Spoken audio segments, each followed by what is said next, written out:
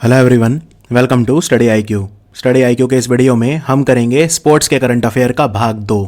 याद रखिए, इसमें हम जनवरी से लेकर अप्रैल तक के स्पोर्ट्स के करंट अफेयर पढ़ रहे हैं और पार्ट 1 मैंने ऑलरेडी अपलोड कर दिया था, तो ये है पार्ट 2 और इसी में हम ये ख़त्म कर देंगे सारे, यानी 2 ही पार्ट में ख़त्म हो जाएगा।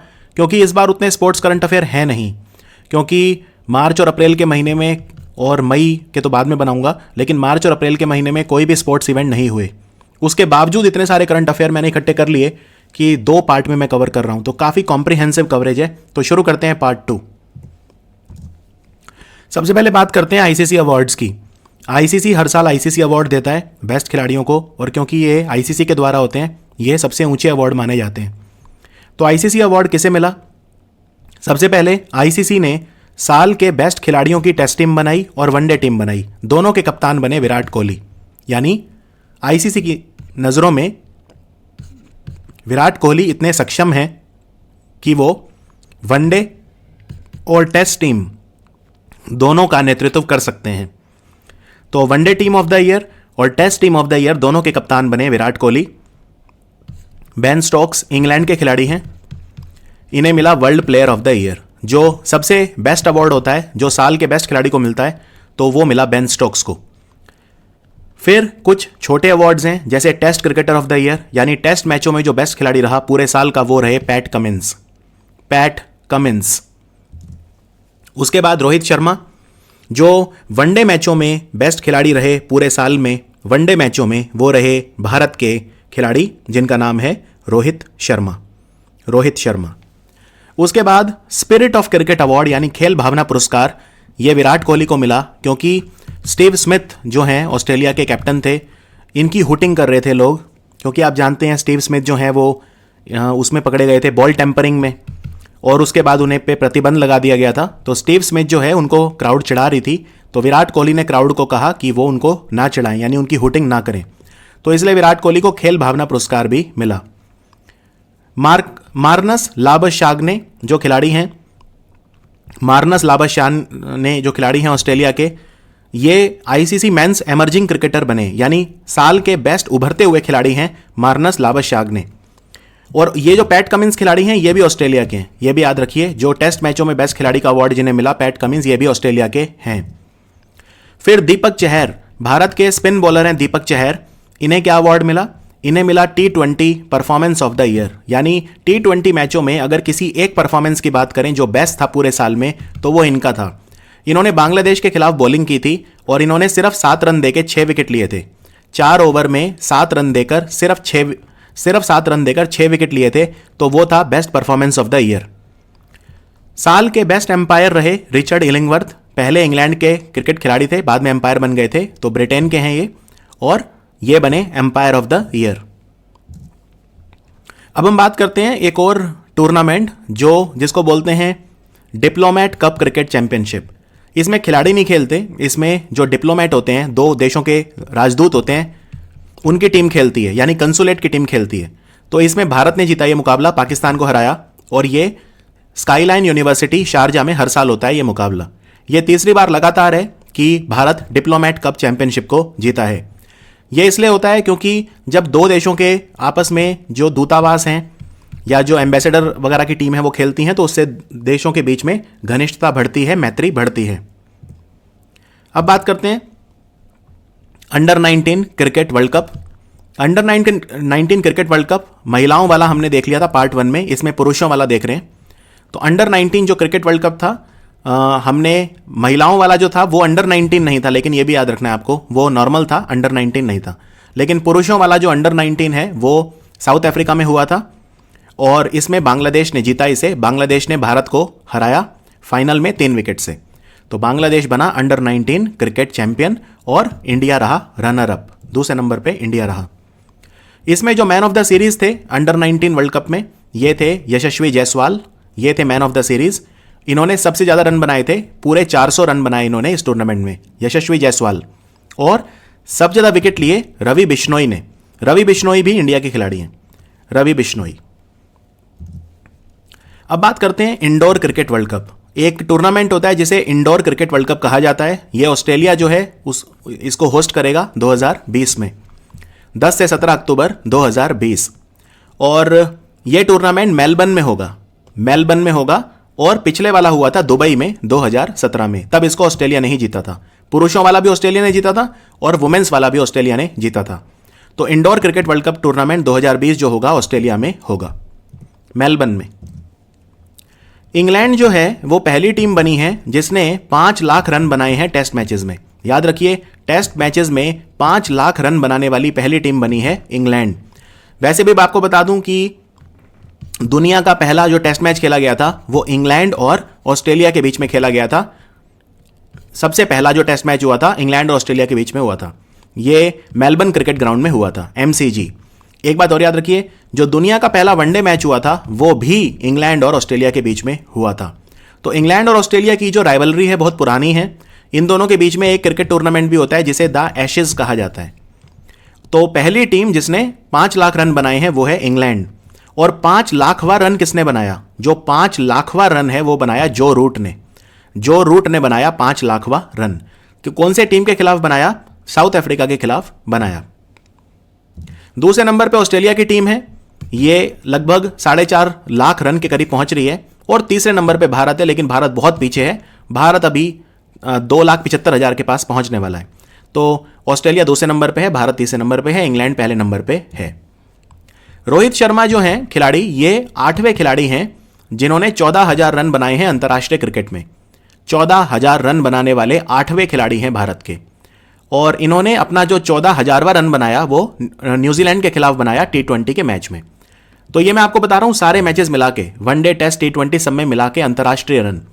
सबसे पहले खिलाड़ी जिन्होंने 14,000 रन बनाए अंतर्राष्ट्रीय क्रिकेट में वो थे अजरुद्दीन, फिर सहवाग, MS धोनी, गांगुली, कोहली, द्रविड़, तेंदुलकर। तो ये सारे खिलाड़ी हैं जिन्होंने 14,000 रन बनाए अंतर्राष्ट्रीय क्रिकेट में। और सचिन तेंदुलकर आप देख सकते हैं कि 34,000 रन इन्होंने बनाए T20, वनडे और टेस्ट मैचेस में मिलाकर। 34,357 जो कि सबसे ज़्यादा हैं, ठीक है ना। भारत के आज भी सबसे ज़्यादा जो हैं वो भारत के ही क्या पूरी दुनिया के सबसे ज़्यादा रन जो बनाए हैं वो तेंदुलकर ने बनाए हैं सारे मैचेस में मिलाकर। और भारत के दूसरे नंबर पे जो खिलाड़ी हैं वो है राहुल द्रविड़। इनके जो रन हैं 24,208 हैं। तो 7 ये पहले हैं और अब 8वें बन गए हैं रोहित शर्मा। अब बात करते हैं रॉस टेलर। रॉस टेलर जो हैं ये तीसरे खिलाड़ी बने हैं पुरुषों में, तीसरे खिलाड़ी हैं जिन्होंने 100 T20 मैच खेले हैं। इनसे पहले शोएब मलिक जो पाकिस्तान के खिलाड़ी हैं, जो सानिया मिर्जा के जो हस्बैंड हैं, शोएब मलिक, और भारत के रोहित शर्मा, इन्होंने 100 T20 मैच खेले हैं। तो तीसरा खिलाड़ी कौन बना है जिसने 100 मैच खेल लिए T20? तीसरे खिलाड़ी हैं रॉस टेलर। यहां पे आप ये भी बता दूं, रॉस टेलर दुनिया के पहले खिलाड़ी हैं जिन्होंने 100 test match plus 100 one day match plus 100 T20 खेले हैं। यानी दुनिया का एक ही खिलाड़ी है अभी तक, रॉस टेलर, जिसने तीनों में टेस्ट मैच, वनडे मैच और T20 तीनों में 100 मैच खेल लिए हैं, वो है रॉस टेलर। ये भी याद रखिए। अब बात करते हैं नेपाल का एक खिलाड़ी है कुशल मल्ला। तो कुशल मल्ला सबसे कम उम्र के खिलाड़ी बने जिन्होंने 50 रन बनाए अंतर्राष्ट्रीय क्रिकेट में, वनडे मैचेस में सबसे कम उम्र। इनकी उम्र है सिर्फ 15 साल और 340 दिन। जिस दिन इन्होंने 50 रन बनाए थे उस दिन उनकी उम्र थी 15 साल और 340 दिन। और इन्होंने रिकॉर्ड किसका तोड़ा? इन्होंने रिकॉर्ड अपने ही कंट्री के रोहित पौडेल का तोड़ा। रोहित पौडेल ने 50 रन बनाए थे अंतर्राष्ट्रीय क्रिकेट में, उनकी उम्र थी 16 साल 146 दिन।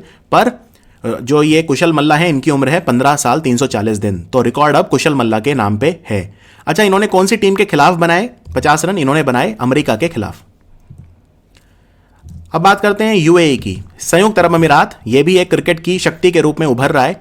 तो इन्होंने एक भारत के पूर्व खिलाड़ी रॉबिन सिंह को अपना डायरेक्टर ऑफ क्रिकेट बनाया है। तो robin Singh director of cricket बने हैं यूनाइटेड अरब एमिरेट्स के। तमिलनाडु में एक नया क्रिकेट ग्राउंड बना है जिसका उद्घाटन वहां के मुख्यमंत्री एडापडी के पलनास्वामी ने किया, और यह बना है सलेम में। तो Salem cricket foundation cricket ground इसका नाम रखा है, Salem cricket foundation cricket ground. यह सलेम तमिलनाडु में बना है। गुजरात में भी एक स्टेडियम बना है, आप जानते हैं मोटेरा स्टेडियम। यह दुनिया का सबसे बड़ा स्टेडियम माना जा रहा है कि लार्जेस्ट क्रिकेट स्टेडियम है ये। और ये पहला क्रिकेट स्टेडियम बना है भारत का जिसको ग्रीन रेटिंग मिली है। तो ग्रीन रेटिंग पाने वाला इंडियन ग्रीन बिल्डिंग काउंसिल के द्वारा इसे गोल्ड ग्रीन बिल्डिंग रेटिंग मिली है। इसका मतलब क्या है? ग्रीन स्टेडियम उसे कहते हैं जिनमें ये सारी सुविधाएं होती हैं। जैसे ये जो पूरा का पूरा स्टेडियम है ये LED लाइट पे चलता है, पूरी तरह से 100% LED लाइट। और LED लाइट जो है बिजली कम खाती है, ये आप जानते हैं। फिर इसमें रेन वाटर हार्वेस्टिंग कैपेसिटी है, यानी जो बारिश का पानी है उसको इकट्ठा किया जा सकता है। एक दिन में 32 लाख लीटर पानी इकट्ठा किया जा सकता है स्टेडियम में अगर बारिश होती है, तो पूरी तरह से इसमें बारिश का पानी इकट्ठा हो सकता है। फिर इससे पानी की सेविंग भी काफ़ी होगी। और इसमें सीवेज ट्रीटमेंट है, यानी कि जो भी स्टेडियम में कचरा होगा वो अपशिष्ट प्रबंधन यानी सीवेज ट्रीटमेंट वगैरह भी इसमें है। तो पूरा का पूरा जो वेस्ट वाटर है वो इसमें यूज़ किया जाएगा। तो ये ग्रीन स्टेडियम है। अब हम बात करते हैं वो खिलाड़ी जो रिटायर हो गए, जिन्होंने अपनी सेवानिवृत्ति की घोषणा कर दी। तो न्यूजीलैंड के ऑलराउंडर हरफनमौला खिलाड़ी एंड्रयू एलिस, इन्होंने संन्यास ले लिया, एंड्रयू एलिस। उसके बाद पाकिस्तान की पूर्व कप्तान सना मीर भी जो हैं वो रिटायर हो गई। वसीम जाफर याद रखिए, वसीम जाफर ने अपना नाम कमाया। वैसे तो भारतीय टीम के लिए भी इन्होंने क्रिकेट खेला है, लेकिन इन्होंने नाम रणजी ट्रॉफी में कमाया। रणजी ट्रॉफी के बादशाह हैं ये, क्योंकि वैसे तो वसीम जाफर अब रिटायर हो गए हैं, लेकिन ये पहले खिलाड़ी हैं रणजी ट्रॉफी में जिन्होंने 150 मैच खेले, और ये पहले खिलाड़ी हैं रणजी ट्रॉफी में जिन्होंने 12,000 रन बनाए। इनफैक्ट 11,000 रन बनाने वाले भी ये पहले खिलाड़ी थे।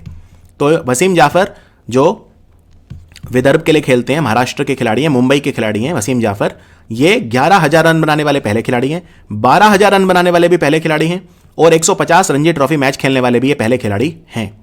खैर इस बार जो है रणजी ट्रॉफी विदर्भ नहीं जीत पाया, इस बार गुजरात की टीम सौराष्ट्र ने उसको जीता। मारिया शारापोवा ये रूस की टेनिस खिलाड़ी हैं, इन्होंने संन्यास ले लिया। मारिया शारापोवा 5 ग्रैंड स्लैम इन्होंने जीते थे, 2 Australian open, 1 Wimbledon, 1 French open और 1 यूएस ओपन। तो टोटल इन्होंने 5 ग्रैंड स्लैम जीते थे। मारिया शारापोवा रूस की खिलाड़ी हैं, इन्होंने भी संन्यास ले लिया। अब बात करते हैं विजडन को क्रिकेट की बाइबल कहा जाता है विजडन को। तो विजडन ने जो leading cricketer in the world है पिछले 3 साल लगातार, यानी कि 2016, 2017 और 2018, 3 साल लगातार थे Virat Kohli leading cricketer of the world, लेकिन इस बार हैं बेन स्टोक्स। तो बेन स्टोक्स जो हैं उन्हें विजडन ने leading cricketer of the world का पुरस्कार दिया, और पिछले 15 साल में पहले इंग्लैंड के खिलाड़ी हैं जिन्हें यह पुरस्कार मिला है। इससे पहले 2005 में इंग्लैंड के एक खिलाड़ी थे एंड्रू फ्लिंटॉफ, तो एंड्रू फ्लिंटॉफ को जो है यह पुरस्कार मिला था, और अब 15 साल के बाद मिला है बेन स्टोक्स को। यह आपको याद रखना है। महिलाओं की बात करें तो विजडन के हिसाब से जो बेस्ट खिलाड़ी रही, leading women player of the world, वो रही ऑस्ट्रेलिया की खिलाड़ी एलाइस पेरी, और लीडिंग टी20 में नंबर 1 रहे आंड्रे रसल जो हैं ये वेस्ट इंडीज के खिलाड़ी हैं, आंड्रे रसल। कुछ उन खिलाड़ियों की बात कर लेते हैं जो रास्ता भटक जाते हैं, जो अपना परफॉर्मेंस वगैरह बढ़ाने के लिए ड्रग्स ले लेते हैं या मैच फिक्सिंग कर लेते हैं। तो उनमें सबसे पहले हैं उमर अकमल, पाकिस्तान के जो हैं ये खिलाड़ी हैं, और ये हमेशा से विवादों में रहते हैं उमर अकमल। अब इन्होंने करप्शन भी कर लिया, तो इनके ऊपर 3 साल का प्रतिबंध पाकिस्तान के ही क्रिकेट बोर्ड ने लगा दिया है। मैच फिक्सिंग वगैरह कर रहे थे भ्रष्टाचार के मामले में, उमर अकमल पे 3 साल का प्रतिबंध लग गया। फिर कोलंबिया के खिलाड़ी हैं, टेनिस खिलाड़ी, चैंपियन रह चुके हैं विंबलडन के, यूएस ओपन के डबल चैंपियन, इनका नाम है रॉबर्ट फरा ये खिलाड़ी हैं।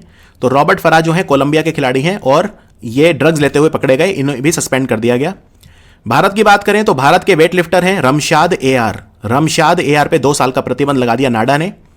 और भारत के एक पहलवान है रविंदर कुमार, इन पे 4 साल का बैन लग गया है, तो ये भी याद रखिए। रविंदर कुमार 4 साल और रमशाद एआर 2 साल। रमशाद एआर हैं भारोत्तोलक यानी वेट लिफ्टर, और पहलवान हैं रविंदर कुमार।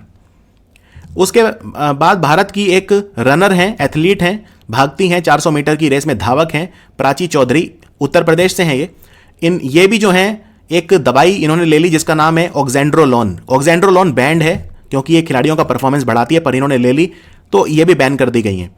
और ब्राजील के एक खिलाड़ी हैं जिनका नाम है जो सूजा जो है टेनिस के खिलाड़ी हैं, ये भी जो है बैन कर दिए गए हैं क्योंकि इन्होंने कई सारे मैच फिक्स कर लिए। अब न्यूजीलैंड क्रिकेट अवार्ड की बात करते हैं। न्यूजीलैंड का जो क्रिकेट बोर्ड है वो ऑफिशियली अवार्ड देता है, तो उसमें बेस्ट वनडे खिलाड़ी कौन है न्यूजीलैंड का? Kane Williamson. न्यूजीलैंड के बेस्ट वनडे खिलाड़ी हैं केन विलियमसन, जो इनके कप्तान भी हैं। महिलाओं में जो बेस्ट वनडे खिलाड़ी हैं वो हैं सूजी बेट्स, न्यूजीलैंड की क्रिकेट खिलाड़ी Suzie Bates. Sir Richard Hadlee medal ये मिला है तीसरी बार रॉस टेलर को सर रिचर्ड हेडली मेडल।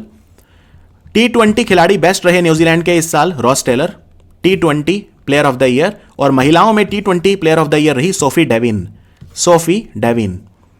अब बात करते हैं मलेशिया मास्टर्स बैडमिंटन टूर्नामेंट की। मलेशिया मास्टर्स बहुत ताकतवर टूर्नामेंट होता है क्योंकि मलेशिया हमेशा से बैडमिंटन के लिए जाना जाता है। तो पुरुषों वाला जीता केंटो मोमोटा ने, ये है केंटो मोमोटा जो जापान के खिलाड़ी हैं, और महिलाओं में जीता मलेशिया मास्टर को चैन यूफई ने, और चैन यूफई जो है वो चाइना की खिलाड़ी हैं। तो केंटो मोमोटा और चैन यूफई। अब मलेशिया के बाद आ जाते हैं इंडोनेशिया पे। तो इंडोनेशिया बैडमिंटन किसने जीता? महिलाओं में जीता इसको थाईलैंड की खिलाड़ी रचानोक इंटानो ने, रचानोक इंटानो, और पुरुषों में जीता इसको एंथोनी सिनिसुका गिंटिंग ने, जो इंडोनेशिया के खिलाड़ी हैं, ASG Anthony Sinisuka Ginting. Premier Badminton League किसने जीता? यह 5वीं बार हुआ था प्रीमियर बैडमिंटन लीग, इसका 5वां अध्याय था। तो यह जीता बेंगलुरु रैप्टर ने, और बेंगलुरु रैप्टर ने नॉर्थ ईस्टर्न वॉरियर को फाइनल में हराया, और दूसरी बार लगातार बेंगलुरु रैप्टर जो है प्रीमियर बैडमिंटन लीग खिताब जीतने वाली टीम बनी। भारतीय बैडमिंटन के नए कोच बन गए हैं अब, जिनका नाम है आगुस डवी, इंडोनेशिया से हैं ये, इंडोनेशिया के हैं ये आगुस डवी, ये कोच बन गए हैं। पूरा नाम है आगुस डवी संटोसो, भारतीय बैडमिंटन के नए कोच। बैडमिंटन एशिया चैंपियनशिप पहले चाइना के वुहान में होने वाली थी, लेकिन आप जानते हैं वुहान तो कोरोना वायरस का एकदम हब है, अड्डा है, तो वहां पे नहीं होगी। अब ये फिलीपींस की राजधानी मनीला में होगी। बैडमिंटन एशिया चैंपियनशिप अब वुहान में ना होकर फिलीपींस में होगी।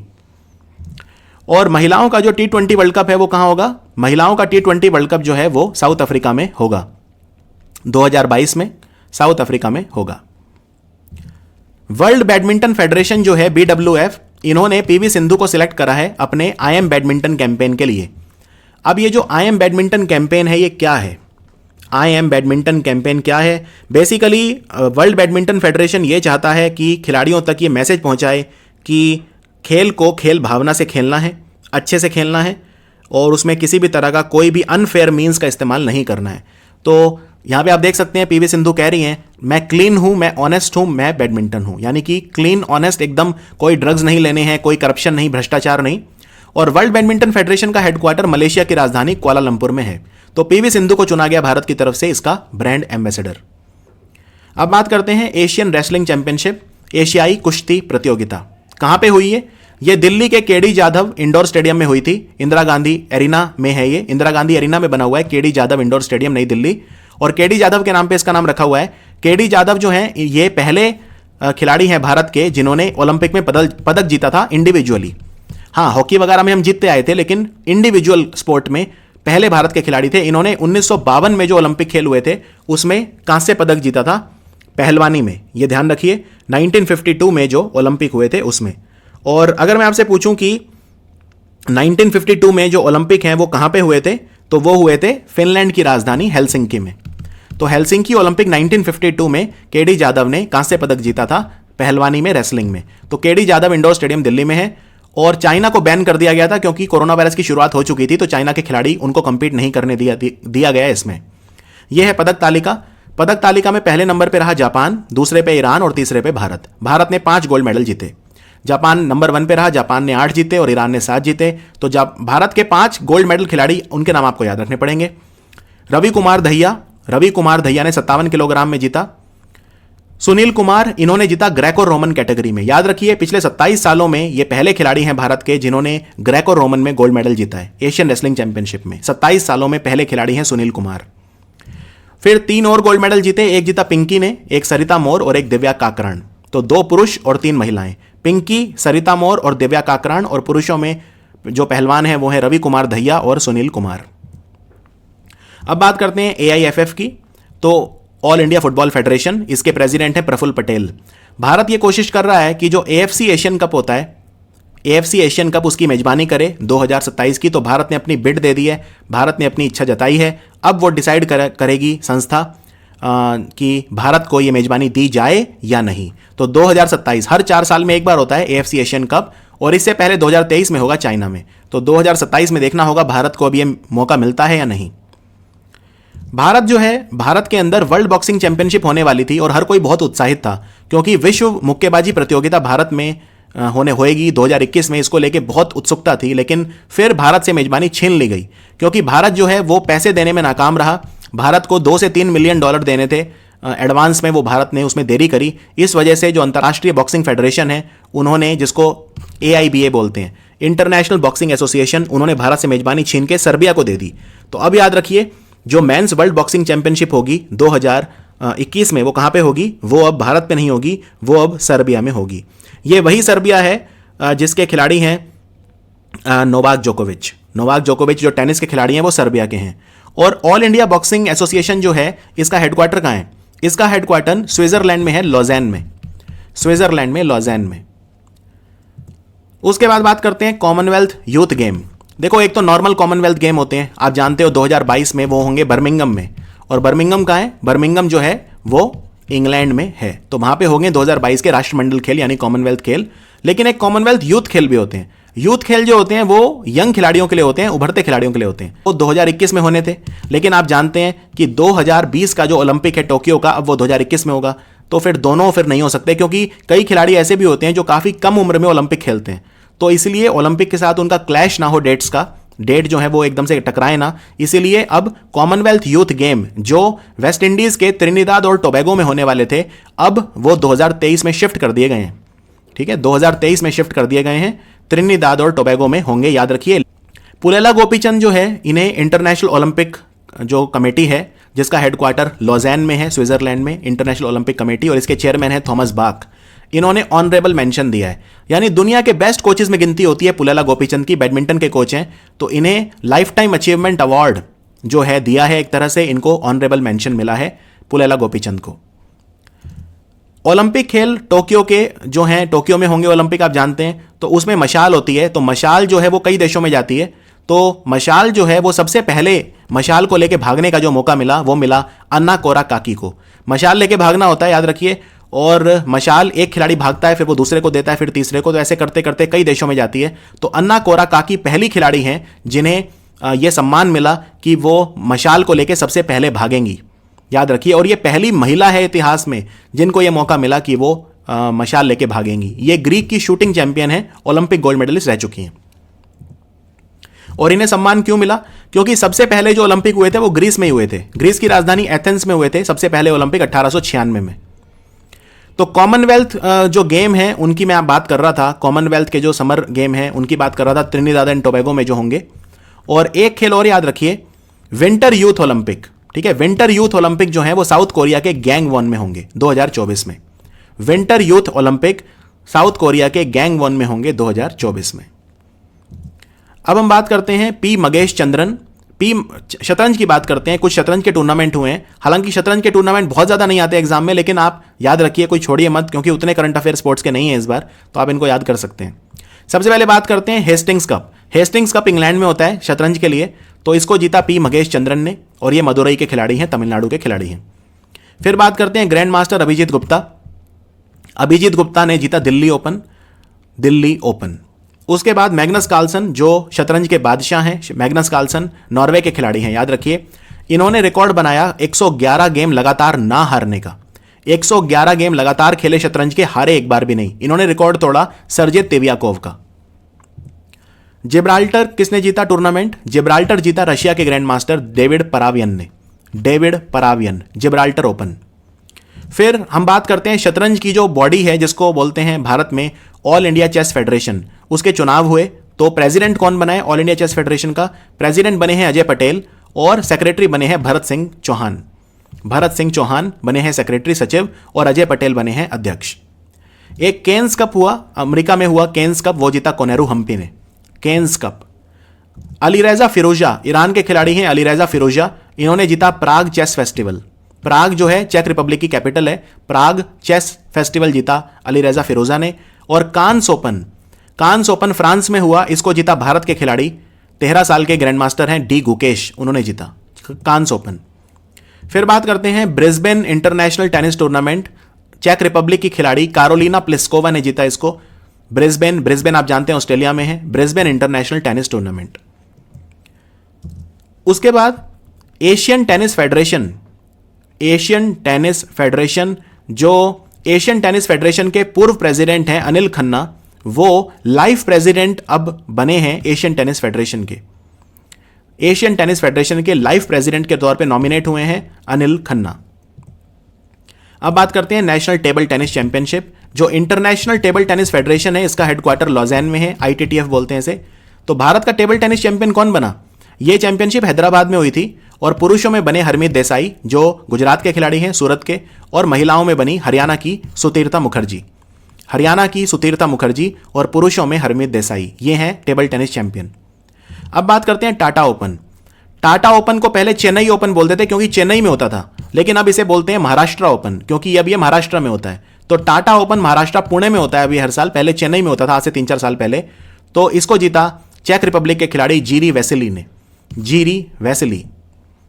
विंबलडन कैंसिल हो गया है, विंबलडन जो है पूरी तरह से कैंसिल हो गया है और लंदन में होता है, ग्रास के ऊपर खेला जाता है, घास के ऊपर विंबलडन अब नहीं होगा।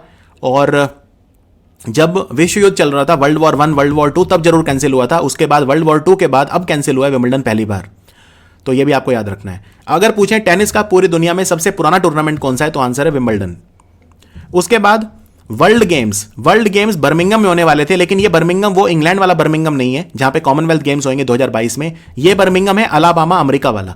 तो बर्मिंघम भी दो हैं, एक बर्मिंघम है इंग्लैंड वाला जहां पे 2022 के कॉमनवेल्थ गेम्स होंगे, और एक है बर्मिंघम जो अलाबामा अमेरिका में है। तो यहां पे वर्ल्ड गेम्स होंगे 2021 में, लेकिन अब 2021 में नहीं होंगे, अब वो 2022 में कर दिए गए हैं क्योंकि टोक्यो ओलंपिक्स 2021 में होंगे। क्लियर। और भारत में बिलियर्ड, देखो दो खेल होते हैं जो एक जैसे दिखते हैं बिल्कुल, बिलियर्ड और एक होता है स्नूकर। दोनों के चैंपियन अलग अलग बने हैं, नेशनल चैंपियन। पहले बिलियर्ड की बात करते हैं। बिलियर्ड चैंपियन बने हैं पंकज अडवाणी। पंकज अडवाणी ने 33वीं नेशनल चैंपियनशिप जो हुई उसको जीत लिया और पंकज अडवाणी ने फाइनल में हराया सौरव कोठारी को। यह चैंपियनशिप पुणे में हुई थी। ऑस्ट्रेलियन ओपन की बात करें, ऑस्ट्रेलियन ओपन किसने जीता? ये टेनिस टूर्नामेंट है, तो इस साल एक ही ग्रैंड स्लैम हुआ है अब तक, Australian open. French open cancel, Wimbledon cancel. तो वो महिलाओं में जीता सोफिया केनिन ने जो अमेरिका की हैं, और पुरुषों में जीता नोवाक जोकोविच ने जो कि सर्बिया के हैं। अब हमने उसकी तो बात कर ली थी बिलियर्ड्स की। बिलियर्ड चैंपियन कौन बने थे? सौरव कोठारी को हराकर बने थे पंकज अडवाणी। लेकिन स्नूकर चैंपियनशिप में पंकज अडवाणी हार गए। स्नूकर चैंपियन कौन बना है? पुरुषों में बने हैं आदित्य मेहता। आदित्य मेहता ने हराया पंकज अडवाणी को फाइनल में। तो नेशनल स्नूकर चैंपियनशिप में आदित्य मेहता, और महिलाओं में जीता विद्या पिल्लई ने। तो कर्नाटक की विद्या पिल्लई ने अमी कमानी को हराया जो कि मध्य प्रदेश की हैं, और यह बन गई नेशनल स्नूकर चैंपियन। विद्या पिल्लई कर्नाटक से हैं। अब बात करते हैं French open junior squash title. Squash की बात कर रहे हैं जहां पे जोशना चिनप्पा जैसे खिलाड़ी हैं, जहां पे दीपिका पल्लिकल जैसे खिलाड़ी हैं भारत के पास। स्क्वॉश तो यश फट्टे जो हैं गोवा के खिलाड़ी हैं, इन्होंने फ्रेंच ओपन जीता जूनियर स्क्वॉश टाइटल। अब मैक्सिकन ओपन की बात करते हैं, टेनिस की बात हो रही है। मैक्सिकन ओपन, इसको जीता पुरुषों में राफेल नडाल ने, और महिलाओं में जीता हीथर वॉटसन ने। हीथर वॉटसन जो है ब्रिटेन की खिलाड़ी हैं, और राफेल नडाल जो है वो स्पेन के खिलाड़ी हैं। आई लीग फुटबॉल, इसको मोहन बागान ने जीता इस बार। यह 13वां अध्याय था आई लीग का, आई लीग फुटबॉल। और रणजी ट्रॉफी में सौराष्ट्र ने जीता इस बार। सौराष्ट्र ने फाइनल में किसको हराया? बंगाल को हराया। यह जो मैच हुआ था सौराष्ट्र क्रिकेट एसोसिएशन स्टेडियम में हुआ था। सौराष्ट्र क्रिकेट एसोसिएशन स्टेडियम में ही खेला गया था। सौराष्ट्र गुजरात की टीम है, इन्होंने रणजी ट्रॉफी जीत ली, पहली बार जीती है, और बंगाल को फाइनल में हराया। इसमें एक खिलाड़ी का नाम याद रखिए, सौराष्ट्र के खिलाड़ी हैं जिनका नाम है जयदेव उनाडकट। जयदेव उनाडकट, इन्होंने 67 विकेट लिए एक ही सीजन में। और पिछले साल आपको याद होगा, पिछले से पिछले साल बिहार के एक खिलाड़ी थे आशुतोष अमन, स्पिन बॉलर, जिन्होंने बिशन सिंह बेदी का रिकॉर्ड तोड़ा था एक ही रणजी ट्रॉफी के सीजन में सबसे ज्यादा विकेट लेने का। तो आशुतोष अमन का रिकॉर्ड अभी भी है, इन्होंने 68 विकेट लिए थे 2018-19 सीजन में, और जयदेव उनाडकट 67 विकेट लिए। तो उनका रिकॉर्ड तो खैर नहीं तोड़ पाया आशुतोष अमन का, लेकिन आप देख सकते हैं कि कितना बड़ा रोल प्ले किया इस बार जयदेव उनाडकट ने सौराष्ट्र को जितवाने में। तो जयदेव उनाडकट ने 67 विकेट लिए और एक रणजी ट्रॉफी सीजन में। और फास्ट बॉलर की अगर बात करें तो सबसे ज्यादा इन्होंने लिए हैं, क्योंकि आशुतोष अमन स्पिन बॉलर हैं। आशुतोष अमन स्पिन बॉलर हैं। तो अगर मैं पूछूं कि रणजी ट्रॉफी के एक सीजन में सबसे ज्यादा विकेट लेने का फास्ट बॉलर कौन है जिसके नाम रिकॉर्ड है, तो आंसर है जयदेव उनाडकट 67। ओमान ओपन की बात करते हैं। ओमान ओपन खेला जाता है टेबल टेनिस के लिए। तो भारत के खिलाड़ी अचंता शरद कमल ने जीत लिया Oman open. Oman open table tennis championship जो ओमान की राजधानी मस्कट में हुई थी, और अचंता शरद कमल जो है तमिलनाडु के खिलाड़ी हैं। अब बात करते हैं सबसे इंपॉर्टेंट बैडमिंटन चैंपियनशिप, जिसको बोलते हैं ऑल इंग्लैंड बैडमिंटन चैंपियनशिप, जिसको दीपिका पादुकोण के फादर ने एक बार जीता था, प्रकाश पादुकोण। पुलेला गोपीचंद ने अपने समय में जीता था। ऑल इंग्लैंड बैडमिंटन चैंपियनशिप बहुत ज्यादा प्रतिष्ठित होती है, दुनिया के बेस्ट खिलाड़ी खेलते हैं। तो पुरुषों में जीता डेनमार्क के खिलाड़ी विक्टर एक्सेल्सन ने, और महिलाओं में जीता ताई जू इंग ने, जो कि ताइपी की खिलाड़ी हैं, ताइवान की खिलाड़ी हैं। जो ताइवान है उसे चाइनीज ताइपी बोलते हैं, तो चाइना की नहीं है, चाइना की है चैन यूफई। दोनों में कंफ्यूजन नहीं होनी चाहिए आपको। चैन यूफई जो है वो चाइना की खिलाड़ी हैं, और ताई जू इंग जो है वो ताइवान की खिलाड़ी हैं। सुनील छतरी, फीफा ने कैंपेन चलाया है जिसका नाम है pass the message to kick out corona virus. Corona virus के खिलाफ कैंपेन है, pass the message to kick out corona virus, उसके लिए सिलेक्ट करा सुनील छेत्री भारतीय फुटबॉल टीम के कप्तान। और फीफा का एक कैंपेन हो रहा है वी विल विन, हम जीतेंगे, वी विल विन। इस कैंपेन के लिए भारत के पूर्व कप्तान बाईचुंग भूटिया को लिया। बाईचुंग भूटिया सिक्किम के खिलाड़ी थे और भारतीय टीम के पूर्व कप्तान थे सुनील छेत्री से पहले। तो ये थे हमारे sports current affair complete coverage, एकदम डिटेल्ड कवरेज। ये वीडियो देख के आप बहुत ज़्यादा कॉन्फिडेंस महसूस करेंगे। स्पोर्ट्स एक ऐसी चीज़ है कि जिसमें लोग घबराते हैं, लेकिन जिस तरह से मैंने प्रेजेंट करा है, सबसे इंपॉर्टेंट, सबसे पूरा कॉम्प्रिहेंसिव कवरेज है। इन 2 वीडियो को आप सेव कर लें, आराम से देखें 2 बार, 3 बार, 4 बार, और ये आपके पूरे पक्के नंबर हो जाएंगे। मई में तो कुछ हुआ ही नहीं, कोई स्पोर्ट्स की न्यूज़ है ही नहीं मई में, कोई टूर्नामेंट ही नहीं हुआ। फिर भी मैं देखता हूँ मई में क्या लाया जा सकता है। अभी तो जनवरी से अप्रैल तक आप एंजॉय करिए, और उसके बाद मई, जून वगैरह जब एग्जाम पास आएंगे तो हम उसको करते चलेंगे। अभी लगता नहीं इस साल कोई एग्जाम होगा, लेकिन देखते हैं आने वाले समय में कैसे चीज़ें उभर के आती हैं। Thank you for watching study IQ।